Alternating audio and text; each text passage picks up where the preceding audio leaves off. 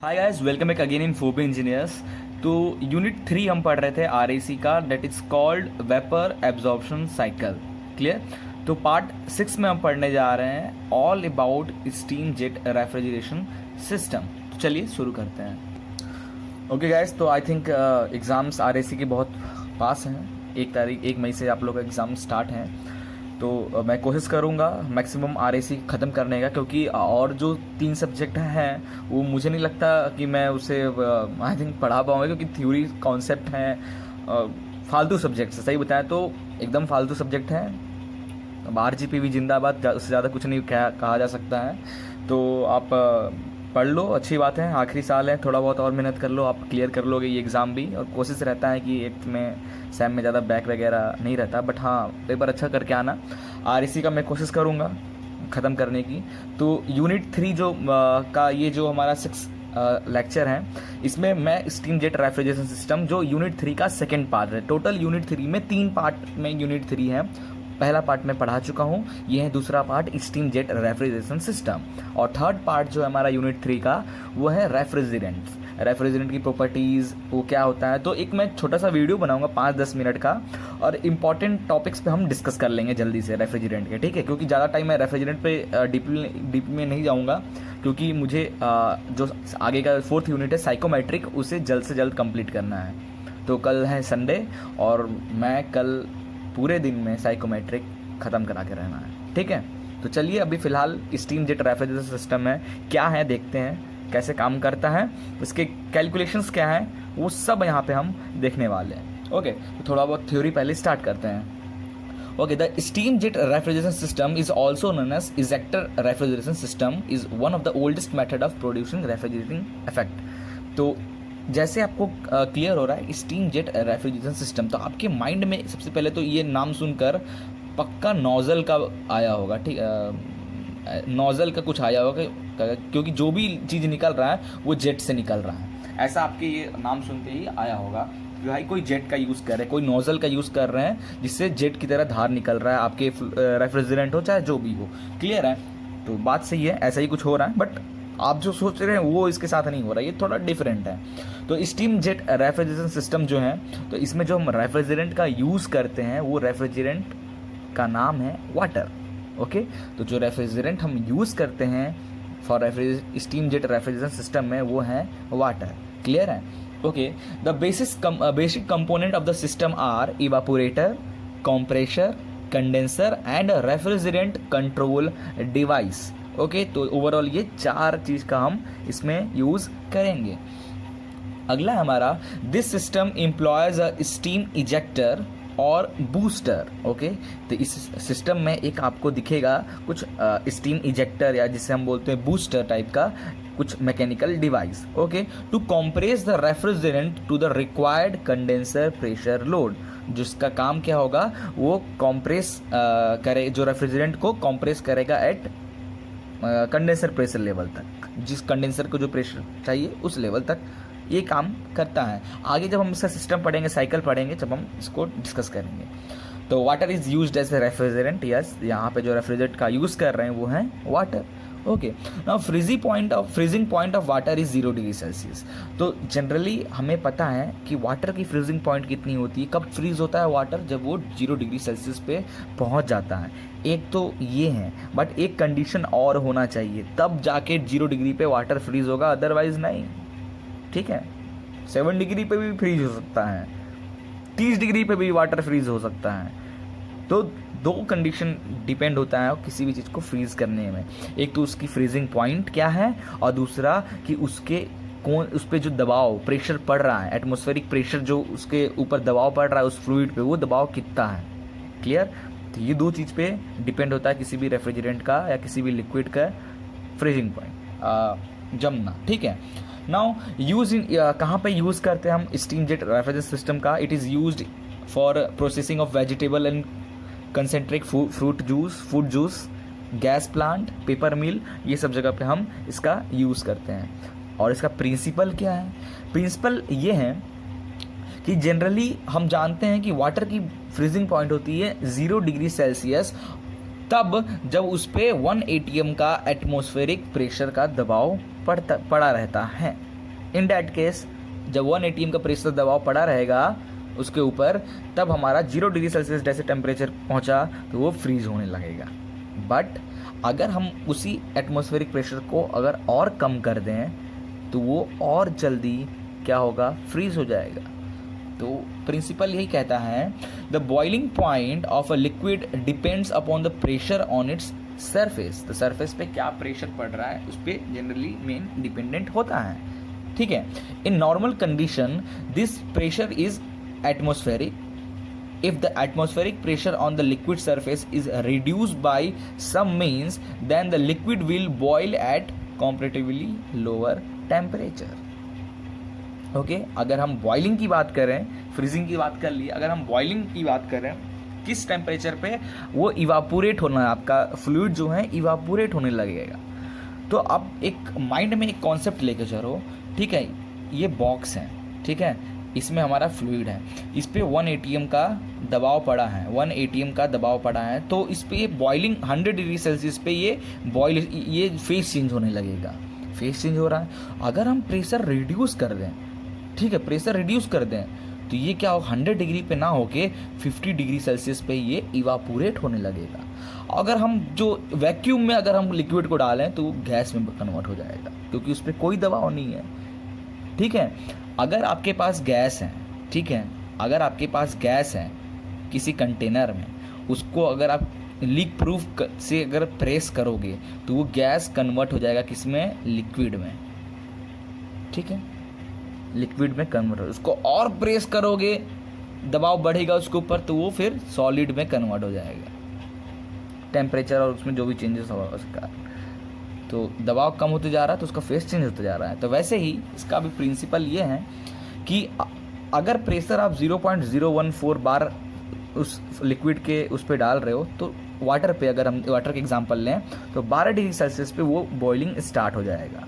अगर आप और कम कर दिए, प्रेशर 0.01 बार कर दिए, इन दैट केस 7 डिग्री पे ही आपका वाटर बॉईल होने लगेगा।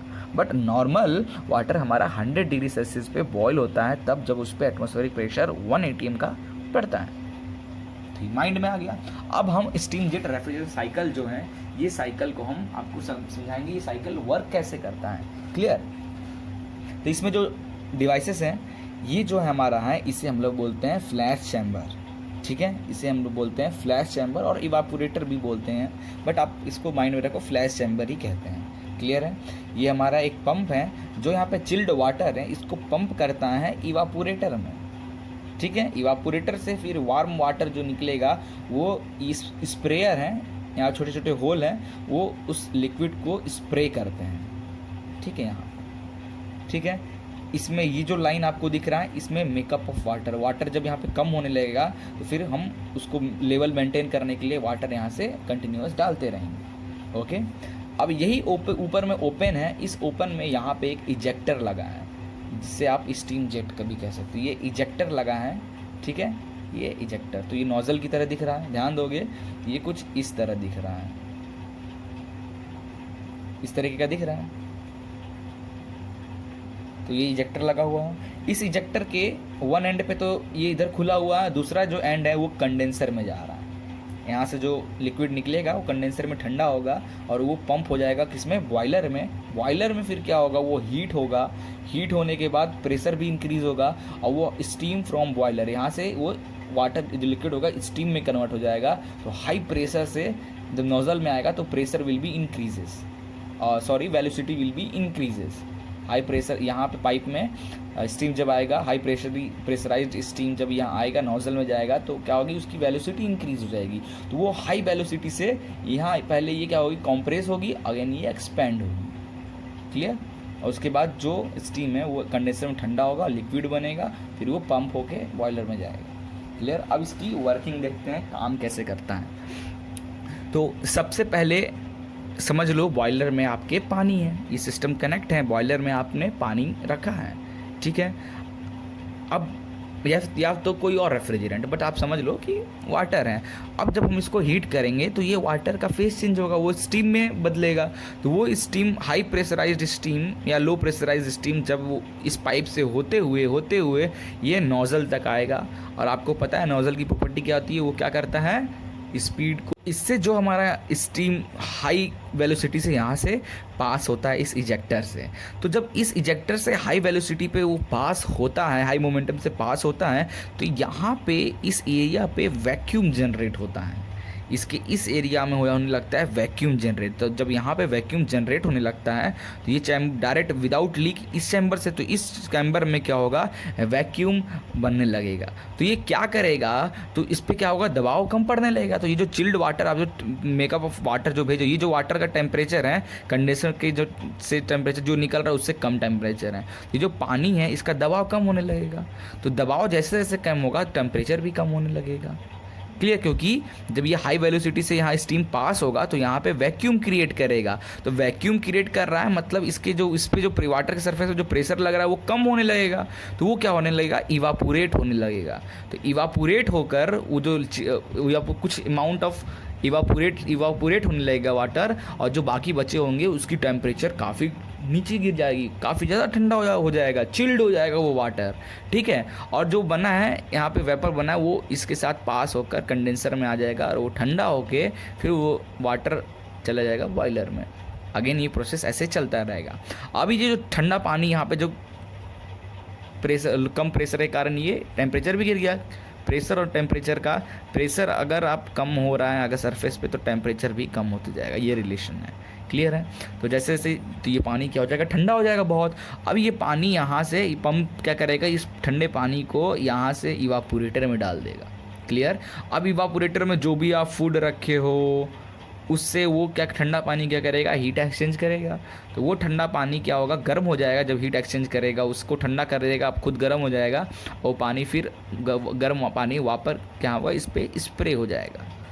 क्लियर। तो ऐसे ये पूरा साइकिल वर्क करता है। क्लियर है। अब इसका अगर आप टेम्परेचर एंट्रोपी और एंथैल्पी एंट्रोपी ग्राफ देखोगे तो कुछ इस तरीके का दिखता है। क्लियर। ओके, सबसे पहले ये टेम्परेचर एंट्रोपी और एंथैल्पी एंट्रोपी दोनों को एक साथ देखते हैं। इसका ऐसा ये ग्राफ बनता है। क्लियर है। कैसे, ये जो हमारा है सैचुरेशन लिक्विड लाइन, ये जो है हमारा सैचुरेशन गैस लाइन, ये जाकर कहीं ऐसे मिलते हैं, और जो पॉइंट होता है उसे हम लोग बोलते हैं क्रिटिकल पॉइंट। इस लाइन के इधर वाला जो पार्ट होता है लिक्विड रीजन, इस लाइन के इधर वाला पार्ट होता है वो high saturate super heated region होता है, और बीच वाला जो होता है वो वेट रीजन होता है। क्लियर है। अब देखो ये जो लाइन दिख रहा है ये मोटिव स्टीम जो जिसे बोल रहे हैं, तो ये बॉयलर से अपना जो बॉयलर से स्टीम जो आ रहा है, पॉइंट 1 जो है वो रिप्रेजेंट कर रहा है initial condition of motive steam before passing through the nozzle. Clear. अभी हमारा ये नोजल है तो स्टीम यहाँ से निकल के आ रहा है, तो स्टीम की क्या कंडीशन है, अभी नोजल में नहीं पहुँचा है, नोजल के इधर यहीं पे है। ठीक है।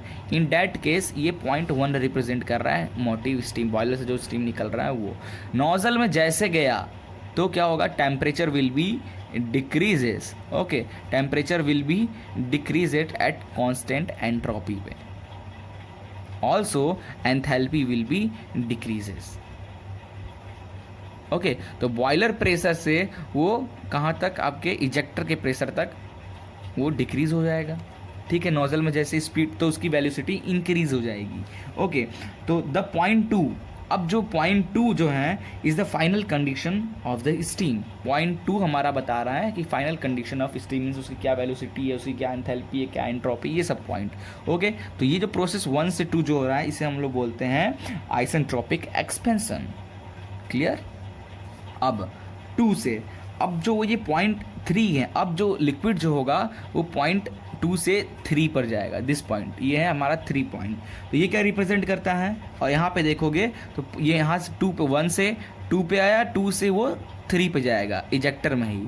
तो 3 क्या represent the initial condition of water vapour in the flash chamber. ठीक है। तो जो इस पे जो वाटर हैं, ठीक है, वाटर के जो वेपर हैं, ये जो वेपर हैं तो इनका इनिशियल कंडीशन क्या है, ठीक है, वो रिप्रेजेंट कर रहा है point 3 at constant temperature will be constant vapour का। ठीक है। तो उसका इनिशियल कंडीशन क्या है। Clear.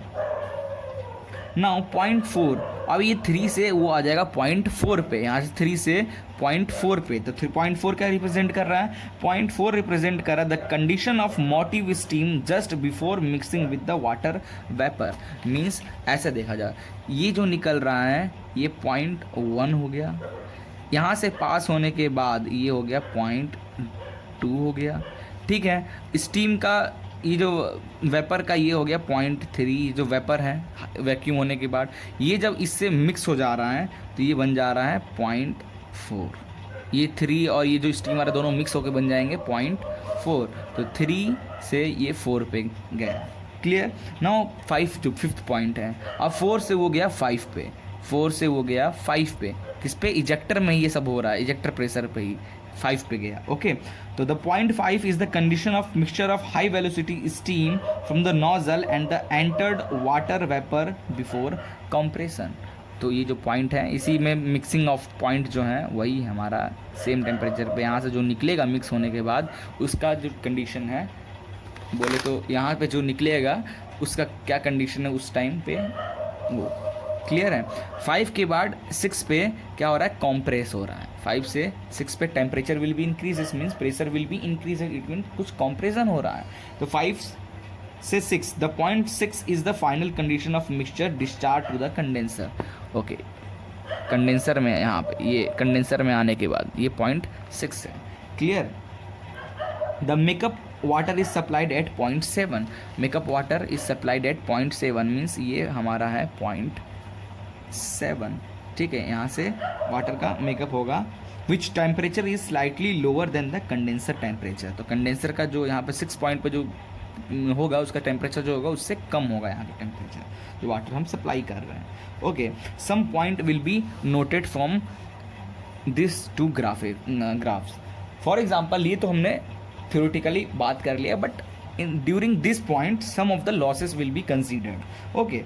now due to certain unavoidable losses during the expansion and compression, जो expansion हो रहा है नोजल में और compress जो हो रहा है आपके इजेक्टर में, आपकी जो मिक्सिंग ऑफ वो है, तो some surface for example friction, surface की जो cleanness नहीं है इजेक्टर में जो है रफनेस है, उसके कारण जो फ्रिक्शन वगैरह अगर लिया जाए, उसके बाद जो हमारा 1 से जो 2 बन रहा है, एक्सपेंशन जो हो रहा है वो 1 से 2' बन जाएगा, और जो कॉम्प्रेशन 5 से 6 हो रहा था वो 5 से 6' हो जाएगा इन टेम्परेचर एंट्रोपी। और इन एंथैल्पी एंट्रोपी 1 से 2 जो हो रहा था वो 1 से 2' हो जाएगा due to some unavoidable losses, और जो 0.5 से 6 हो रहा था वो 5 से 6' हो जाएगा, क्लियर है इतना। नाउ अब हम अगला टर्म जो डिस्कस करने वाले हैं वो है इसकी efficiencies used in steam jet refrigeration system. तो 3 एफिशिएंसी का जनरली हम यूज़ करते हैं। पहला है नोजल एफिशिएंसी, ठीक है, दूसरा हमारा एंटरटेनमेंट एफिशिएंसी, ठीक है, और तीसरा हमारा कंप्रेशन एफिशिएंसी, क्लियर। आइए देखते हैं क्या है। तो नोजल एफिशिएंसी क्या होता है, ratio of actual enthalpy drop to the isentropic enthalpy drop. तो अभी ग्राफ में देखोगे एक्चुअल एंथैल्पी ड्रॉप क्या है 1 से 2', और जो रियल थ्योरेटिकल है वो क्या है 1 से 2 है। तो इसका रेशियो, तो ratio of actual enthalpy drop that is H1 minus H2', clear, upon H1 minus H2, ये हो जाएगा नोजल की एफिशिएंसी, क्लियर। क्योंकि कहाँ हो रहा है एक्सपेंशन, और ये नोजल में, क्लियर, नोजल में ही तो एक्सपेंड हो रहा है वो। नाउ एंटरटेनमेंट एफिशिएंसी क्या होता है, the water vapour form in the flash chamber comes out with a very low velocity as compare to the velocity of steam coming out of the nozzle which is given by, okay. तो steam का जो velocity, जो ये vacuum बनने के बाद जो ये वेपर जो आ रहा है, इसकी स्पीड बहुत स्लो है एज़ कम्पेयर टू जब वो स्टीम नोजल से पास हो रहा है उसके कंपेयर में, ओके। तो उसकी जो वेलोसिटी है वो हो जाती है √2000 H1 माइनस H2', और इसको आप बाहर निकालोगे तो हो जाएगी velocity of steam is 44.72 H1 minus √H1 minus H2', clear.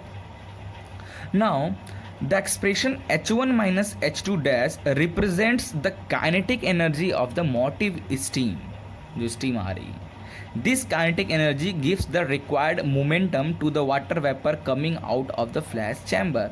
तो ये जो वेलोसिटी है स्टीम की, ये वेलोसिटी के कारण आपके चैम्बर में वैक्यूम जनरेट हो रहा है, उसके कारण, उसके मोमेंटम के कारण क्या हो रहा है, आपका जो वाटर वेपर दबाव कम हो रहा है, तो उससे जो वेपर बन रहे हैं वो इजेक्टर की तरफ खींचे जा रहे हैं। Okay, the process of giving the momentum to the water vapour, ठीक है, वाटर वेपर में जो मोमेंटम मिल रहा है इस स्टीम की वेलोसिटी के कारण, formed in the flash chamber by the high velocity steam is called entertainment of vapour.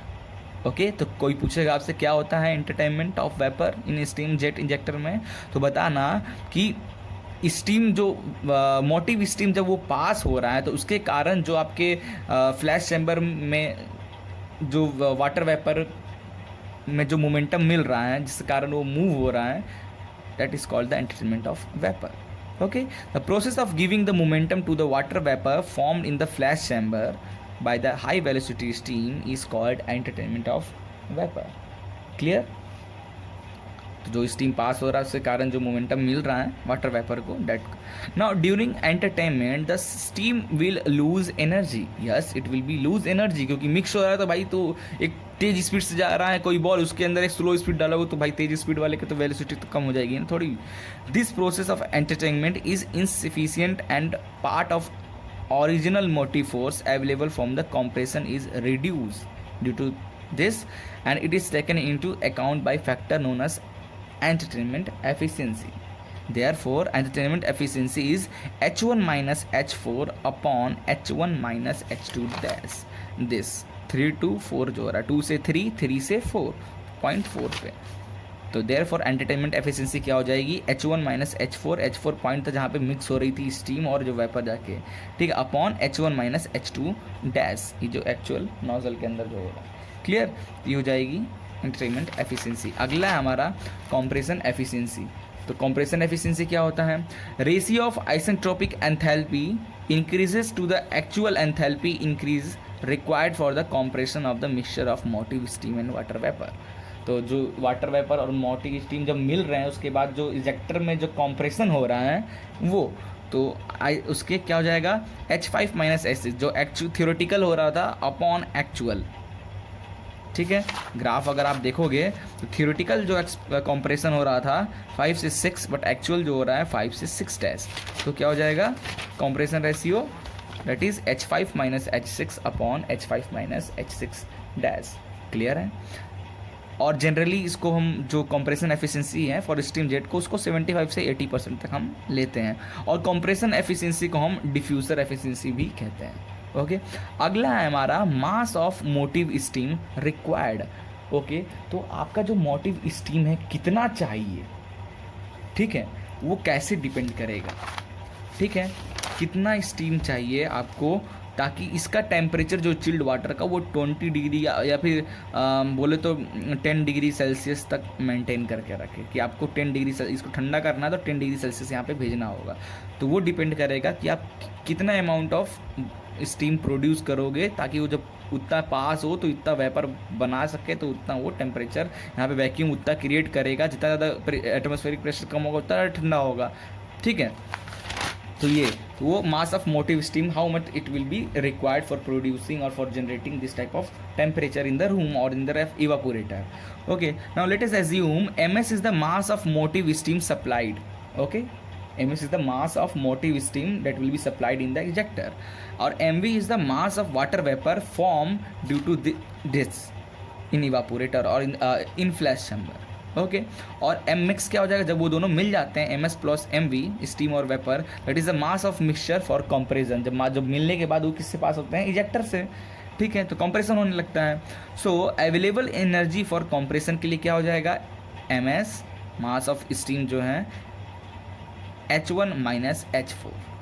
ठीक है, now energy required for compression, तो how much energy required for compression, क्योंकि पहले तो यही आ रहा था, ठीक है, मिक्स होने के बाद ये आ गया, तो H6 dash minus H5। Clear? तो H6 डैश जो ऐसे बन रहा है ये ओरिजिनल थियोरेटिकल था, ये ओरिजिनल था, ठीक है, ये 0.4 था, ये 6 था, ये 4, this is 0.5। Okay, this is 0.5, this is 0.6 और दिस इज़ 0.6 डैश। ओके, तो ये H6 डैश माइनस H5 जो मिक्स होने के बाद हम देखें एनर्जी रिक्वायर्ड एक्चुअल में क्या हो रहा है। Okay, therefore M mix is the MS plus MV H6 dash minus H5. This is equation number 2, this is equation number 1. Now according to law of conservation of energy, the available energy for compression must be equal to the energy required for the compression. तो ये दोनों equation 1 equation 2 को आप equal कर दीजिए, तो दोनों को आप equal करोगे तो आपका ये equation बनेगा। क्लियर है? ठीक है, तो क्या है MS H1 minus H4 is equal to MS plus MV H6 dash minus H5। This is equation number 3। अब हमें पता है कि नोजल की एफिशिएंसी होती है, अभी हमने देखा H1 minus H2 dash upon H1 minus H2। तो H1 माइनस H2 डैश क्या हो जाएगा, efficiency of nozzle into H1 minus H2। This is equation number 4। अभी हमने देखा efficiency of entertainment is H1 minus H4 upon H1 minus H2 dash. तो H1 minus H4 क्या हो जाएगा, ये इधर चल रहा है कि मल्टीप्लिकेशन हो जाएगा। This is equation number 5। Okay, now substitute H1 minus H4 and this and this. Equation 5 और 6 में से जो वैल्यू है इनको सब्स्टिट्यूट कर दो किसमें, ये इक्वेशन नंबर 3 पे, इस इक्वेशन में यहाँ पे और यहाँ पे जब पुट कर दोगे तो ये हो जाएगा कुछ इस तरीके का। MS एंटरटेनमेंट ये जो वैल्यू है H1 minus H2 dash is equal to MS plus MV। ठीक है, this MS plus MV H6 dash minus H5 की जगह पे H6 minus H5 upon compression. Clear है? अब देखो H1 माइनस H2 डैश, तो यहाँ देखो H1 माइनस H2 डैश को भी क्या लिखा है, नोजल की efficiency into H1 minus H2। तो हमने लिख दिया नोजल की एफिशिएंसी H1 माइनस H2 और this is equal to this. अब ये N कंप्रेशन जो है, एफिशिएंसी ऑफ कंप्रेशन, इसको इधर मल्टीप्लिकेशन कर दो तो MS N entertainment N nozzle N compression H1 minus H2 is equal to MS, इससे मल्टीप्लिकेशन प्लस ओके, यहाँ पे कोई मिस्टेक है,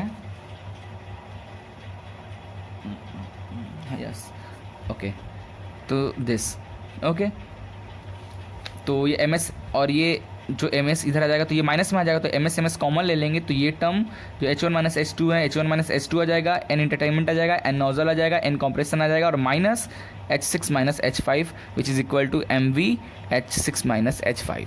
तो MS अपॉन MV ये है हमारा mass of motive steam that will be required for producing vapour in the flash chamber. Okay, which is equal to H6 minus H5 upon ये वाला टर्म नीचे आ गया। क्लियर है? Now as we earlier discussed, the makeup water is supplied at 0.7। तो जो water की makeup जो कर रहे हैं हम वो कहाँ पे कर रहे हैं, at 0.7 पे।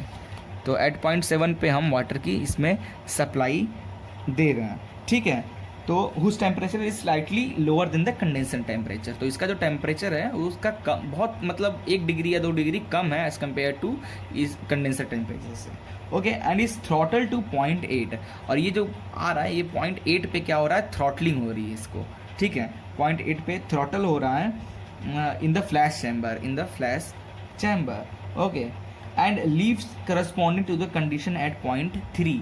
तो 0.3 से फिर क्या हो रहा है, ये बाहर की ओर निकल रहा है। Now since the enthalpy of water at 0.7 is equal to the enthalpy of water at 0.8, this point पे।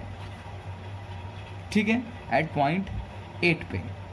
Therefore for each kg of water vapour formed heat absorb is H3 minus HF7। ठीक है, तो H3 minus HF7 7 point जो है इसका। Clear है? Therefore हम इसको ऐसे लिख लेते हैं, therefore the net refrigerating effect जो हमारा इवापोरेटर में जो बन रहा है वो क्या हो जाएगा, MV मास ऑफ वेपर जो फॉर्म हो रहा है वो into H3 minus HF7 is the net refrigeration effect. Okay, now if the refrigerating load is Q ton then the mass of vapour form is equal to MV is equal to 210 Q upon H3 minus HF8। Clear है? Now since 1 kg of water vapor require MS kg of motive steam। ठीक है, ms kg of motive steam. Therefore mass of motive steam required per Q ton of refrigeration load is equal to mass of water vapour into motive steam, तो mv into ms, तो हो जाएगा 210 Q upon H3 minus HF8, ये हमारा mv और ये into ms। Clear है? Therefore the COP of the system will be equal to mv H3 minus HF7, ठीक है। दिस क्योंकि हमारा COP क्या होता है, refrigerating effect upon how much work will be done upon ms H1 minus HF7, how much work will be done. This is the COP of the steam jet और this system. Clear है? तो steam jet कैसे काम करता है, तो generally आपको इस चीज़ का COP थोड़ा सा ध्यान रखना कि मास दोनों के मास मोटिव और मास वेपर का जो रिलेशन के बीच में जो एफिशिएंसी निकलता है, COP जो निकलेगा वो, उसके बाद नोजल की एफिशिएंसी क्या हो जाएगी, मास मोटिव स्टीम रिक्वायर्ड, नोजल की efficiency, entertainment efficiency, diffuser efficiency, ये सब आप ध्यान देना, ठीक है। और उसके बाद इसकी वर्किंग कैसी होती है, तो जनरली इस टॉपिक से न्यूमेरिकल शायद आए, ये थ्योरी ही पूछेगा, तो उसको एक्सप्लेन करना है आपको, ठीक है। तो इतना ही है। तो रेफ्रिजरेंट पे 5-10 मिनट का वीडियो मैं बनाऊंगा मेन टॉपिक को थोड़ा बहुत लाइटली डिस्कस करने के लिए, बाकी आप थ्योरी पार्ट है थोड़ा बहुत पढ़ लेना, इंपॉर्टेंट टर्म्स, ठीक है। तो अब मैं साइकोमेट्रिक जल्दी से चालू करता हूँ, ठीक है।